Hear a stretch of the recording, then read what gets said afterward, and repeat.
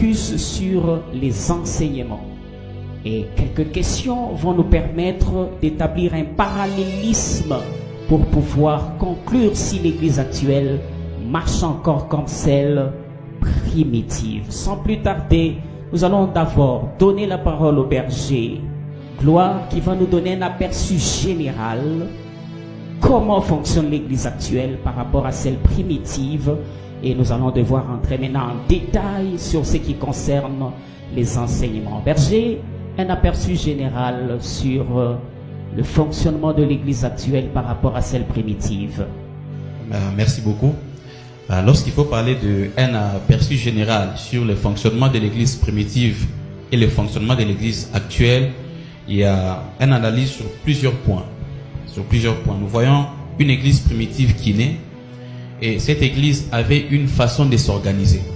Cette Église avait une façon de faire les cultes. Cette Église avait une façon de concevoir la hiérarchie.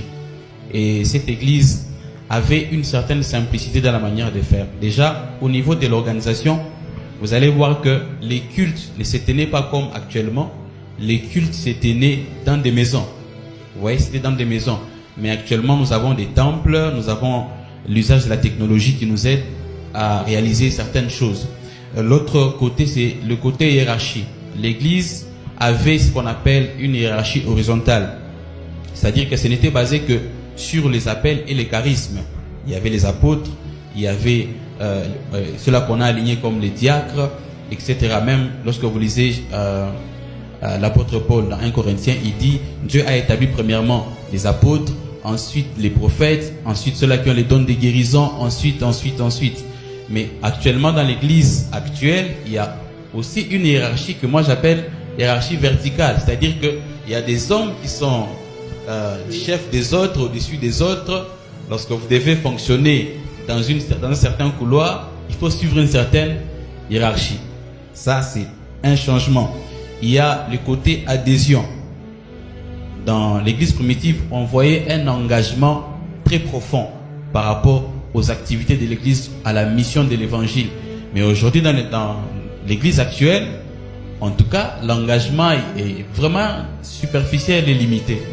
Vous avez l'impression que les gens ne s'engagent pas autant que l'église primitive s'engageait.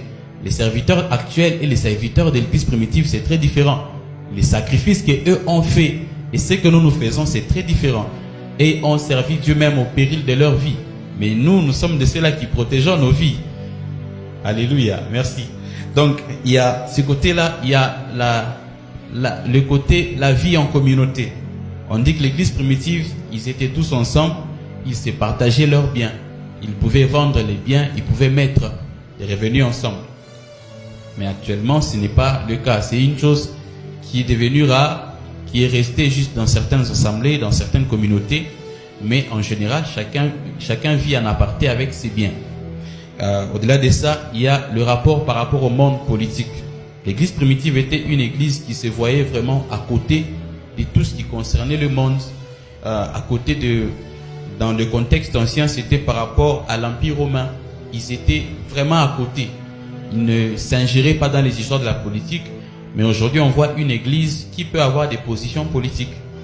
Au-delà de l'église catholique, excusez-moi de citer la dénomination, eux qui ont une influence déjà dans la politique, mais on voit aussi dans les autres communautés maintenant des pasteurs qui commencent à avoir des places dans le gouvernement, dans la politique, ainsi de suite. Et ça, ce sont des choses qui, dans les deux époques, nous différencient. Mais il y a des choses qui nous unissent toujours ensemble.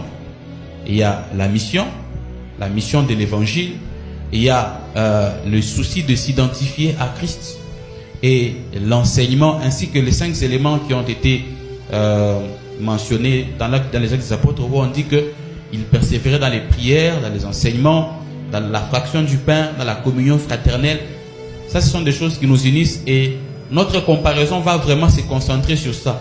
Parce que les autres choses, c'est aussi en fonction des époques, des contextes. Avant, ils se réunissaient, ils étaient tous ensemble, subissant une oppression de l'Empire romain, ils devaient rester ensemble à un endroit. Mais actuellement, on est quand même assez libre, sauf dans certains cieux, mais on est quand même assez